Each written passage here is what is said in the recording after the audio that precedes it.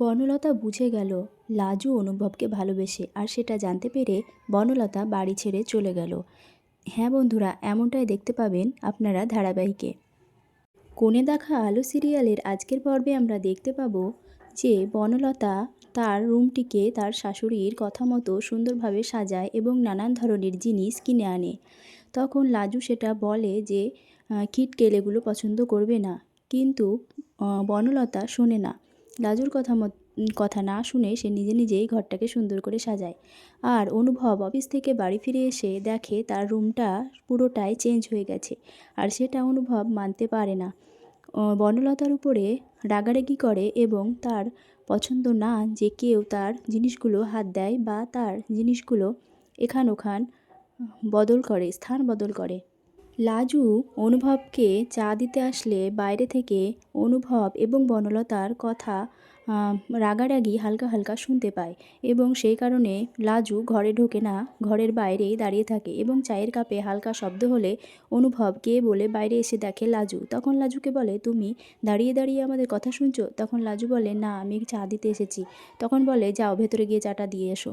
তাই বলে লাজু ভেতরে যায় এবং বনলতার চাটা রাখার পরে বনলতাকে বলে, আমি তোমাকে বলেছিলাম না এসব উনি পছন্দ করবেন না, তুমি এসব কিনো নে, ওনার অপছন্দ এসব, বলেছিলাম তো। তখন বনলতা লাজুর কথা শুনে রেগে যায়, কারণ সে এমনিতেই অনুভবের কাছে অনেক বকাবকি শোনার পরে তার মেজাজ ঠিক নেই। তারপর লাজু আবার এসব বলে, তখন বনলতা খুবই রেগে যায় এবং বলে, হ্যাঁ তুই বলেছিলি, আমার তোর কথা শোনা উচিত ছিল, আমার খুব অন্যায় হয়ে গেছে, আমার খুব ভুল হয়ে গেছে, তোর কথা শোনা আমার উচিত ছিল। এইভাবে ব্যঙ্গ করে লাজুকে কথা বলতে থাকে বনলতা।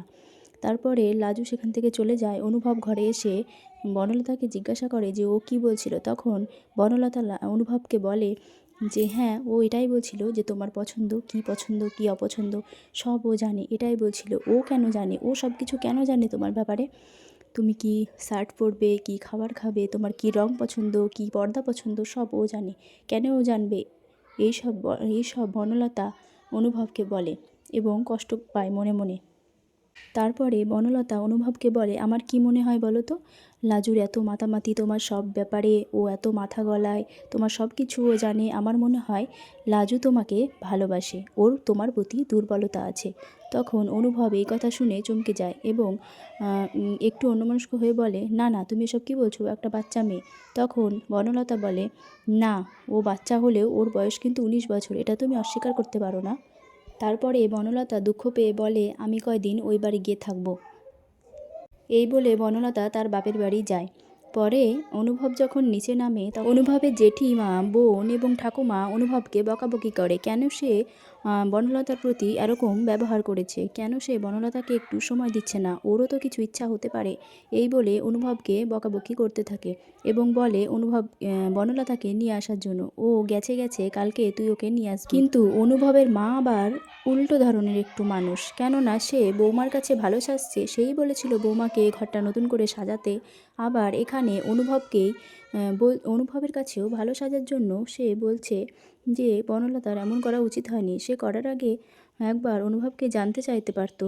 তো আজকের ভিডিও এই পর্যন্তই। ভালো লাগলে চ্যানেলটিকে সাবস্ক্রাইব করে ভিডিওটিকে লাইক করে দেবেন। ধন্যবাদ।